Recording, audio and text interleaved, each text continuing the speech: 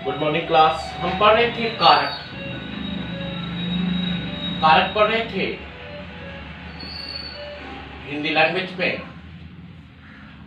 हम आपको कारक के 6 भेद तक पढ़ा दिए थे। आज 7वां भेद हम पढ़ा रहे हैं। 7वां है अधिकरण कारक। अधिकरण कारक क्या है? जिससे क्रिया के आधार का ज्ञान हो। जिससे क्रिया के आधार का ज्ञान हो। आधार का मतलब होता है अर्थात जिससे क्रिया के स्थान मतलब जगह और काल का बोध हो। काल का मतलब होता है समय। उसे अधिकरण कारक कहते हैं। यानी अधिकरण कारक जिससे क्रिया के आधार का ज्ञान हो अर्थात जिससे क्रिया के स्थान और काल का बोध हो उसे अधिकरण कारक कहते हैं।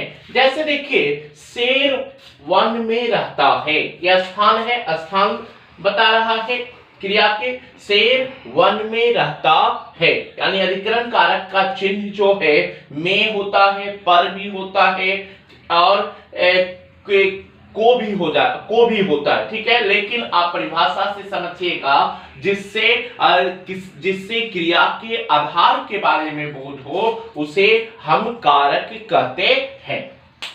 अगला कारक है जैसे यहां पर उदाहरण भी दिया है, मोहन शाम को घर आएगा। तो ये तो स्थान बता रहा है और ये काल बोधक है, मतलब काल बता रहा है, समय बता रहा है। मोहन शाम को घर आएगा। अगला कारक है संबोधन कारक। संबोधन कारक संज्ञा के जिस रूप से किसी को पुकारा, बुलाया या सुनाया या सावधान किया जाए उसे संबोधन कारक कहते हैं। याद रखिएगा बच्चे कि संज्ञा के जिस रूप से किसी को बुलाना, पुकारना या सुनाना या सावधान करने का बोध हो तो उसे संबोधन कारक कहते हैं। संबोधन कारक का उदाहरण मैंने दिया, हे भगवान मुझ पर कृपया करें। ये विस्मादि बोधक का चिन्ह है। ये चिन्ह जो है विस्मादि बोधक का चिन्ह है, हे भगवान मुझ पर कृपया करें। अरे मूर्ख ठहर जा। ठीक है, तो ये उदाहरण जो है किसका है? संबोधन कारक का है। तो ये कारक मैंने पूरा पढ़ा दिया है। कारक का अर्थ ही होता है क्रिया के करने वाला। मतलब कि कारक का परिभाषा हमने बताया आपको। कारक का परिभाषा की संज्ञा अथवा सर्वनाम का वह रूप जो वाक्य के अन्य शब्दों की विशेषता क्रिया से अपना संबंध प्रकट करता है उसे क्या कहते हैं? कारक कहते हैं।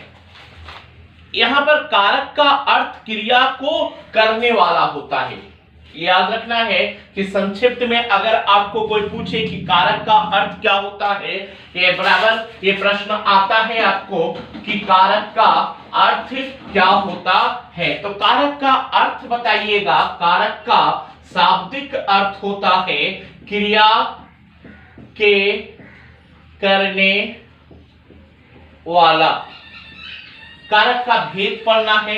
कारक का 8 भेद होता है। मैंने पूरे भेद को बताया। कारक के भेद में कर्ता कारक, कर्म कारक, करण कारक, आप संपदान कारक, आपादान कारक, अधिकरण कारक, संबंध कारक और संबोधन कारक। तो ये पूरे कारक का आपको भेद पढ़ लेना है, उसका विभक्ति चिन्ह पढ़ना है, परिभाषा पढ़ना है और ये आपको एग्जाम में पूछेगा कि एक सेंटेंस दे देगा, कोई वाक्य दे देगा और बोलेगा कि ये कौन सा कारक है। तो आपको परिभाषा समझकर क्या करना है? उसको जवाब देना है। धन्यवाद। ये पूरा चैप्टर आज हमने पढ़ा दिया है।